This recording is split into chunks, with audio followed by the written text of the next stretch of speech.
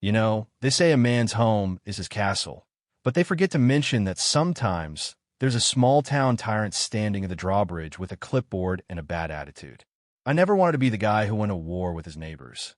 I'm a, quote, live and let live, kind of person, but when you push someone who just wants to be left alone on their own 5 acres of dirt, you're playing a very dangerous game. I live out in a pocket of North Carolina where the trees are thick and the air smells like pine, in a place called Whispering Oaks. Though the only thing whispering around here lately has been the neighbors talking about the disaster that used to be our community roads. When I bought this place, I imagined quiet mornings on the porch, not spending my Saturdays checking the alignment on my truck because the HOA-maintained gravel road looked like it had been hit by a mortar strike. We're talking potholes deep enough to swallow a beagle and drainage so poor that every summer thunderstorm turned the main entrance into a swamp. I complained. My neighbor Elias, a retired vet with a spine of steel, had complained, but the HOA board always had the same excuse. And quote, funds are tight, we're looking into contractors, just be patient. End quote. Well, my patience ran out the day I bottomed out my sedan and cracked the oil pan. That was it. I have 5 acres that border a well-maintained county highway on the backside, and I realized I didn't actually need to use the HOA's crumbling mess of road to get to my house. I could just build my own. So I did. I spent months planning. I hired a local crew, led by a guy named Miller who knew more about grading than I know about breathing, and I dropped $18,000 of my hard-earned savings to pave a beautiful, smooth-as-glass driveway from the county line straight to my garage. I did it by the book, too. Got the permits, checked the easements, and made sure every inch was on my deeded land. For the first time in years, driving home felt like a luxury instead of a chore. The peace lasted exactly 12 days. I was out on the porch, enjoying a coffee, when I saw a silver SUV crawl up my new driveway. Not the HOA road, mind you, but my road. Out steps Gary. Now, every neighborhood has a Gary. He's the president of the HOA. The kind of guy who wears a tucked-in polo to a barbecue and treats his clipboard like a holy relic. He walked up my driveway, squinting at the pavement like he was looking for a reason to be offended. And when he reached my steps, he didn't even say hello. He just looked at me and said, and quote, this is quite the project, Mark. A bit flashy for Whispering Oaks, Don and Oppos. Do you think? End quote. I just smiled, thinking he was jealous, and told him to sure beat the mud pits out front. But Gary wasn't Oppos. There to compliment me. He pulled a manila folder from under his arm, because of course he did, and handed me a document that made my blood run cold. It was an invoice from the HOA for and quote, private access infrastructure fee and quote, in the amount of $350 a month. I looked at the paper, then at Gary, then back at the paper. I actually laughed, thinking it was a joke, but Gary's face stayed as stiff as a board.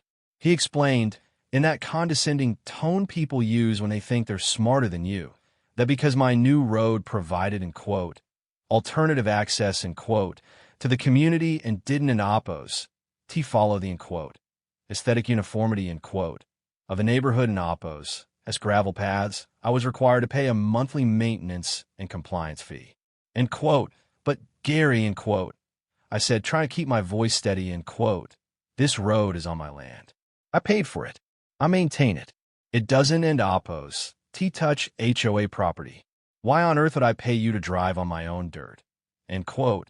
He just adjusted his glasses and told me the board had met in an, in quote, executive session, in quote, and determined that my road created a, in quote, disparity in community standards, in quote, and that the fee was non-negotiable. He even had the gall to tell me that if I didn't end Oppos, pay, they'd slap a lien on my house. I watched him drive away, and for a minute, I just stood there in the silence, feeling that heat rise up the back of my neck. He wasn't in Oppos. Just asking for money. He was trying to own me. He was trying to tell me that even when I took care of myself, I still owed him a piece of my life.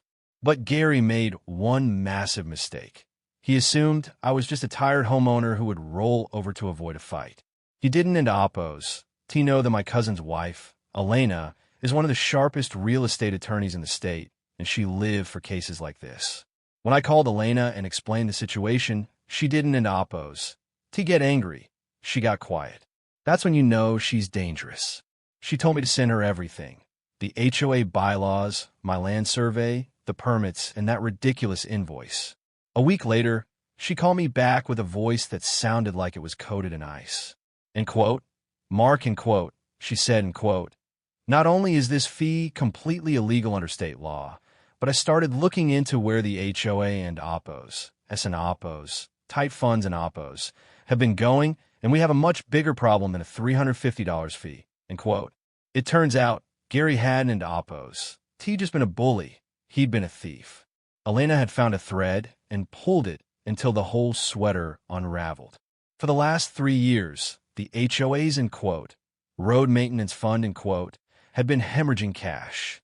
There were receipts for, in quote, emergency gravel, in quote, that didn't in OPPOs exist, in quote, drainage consultations, in quote, that were never held, and a $12,000, in quote, community beautification, in quote, project that, strangely enough, coincided exactly with Gary getting a brand new designer deck and a heated pool installed at his house.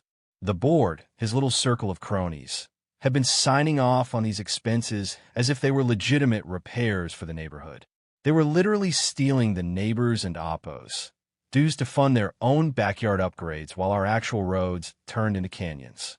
We didn't in OPPOs. Just go after the fee. We went for the throat. Elena drafted a, end quote, notice of intent to sue and demand for audit, end quote. We didn't in OPPOs. Sent it to the board as a group.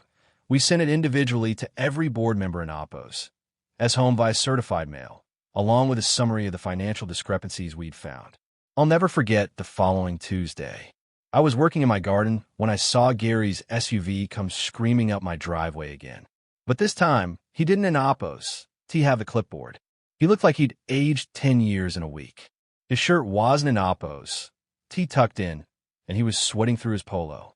He started stammering about, in quote, misunderstandings, in quote, and how the board was, in quote, prepared to waive the fee permanently, in quote, if I would just drop the legal inquiry.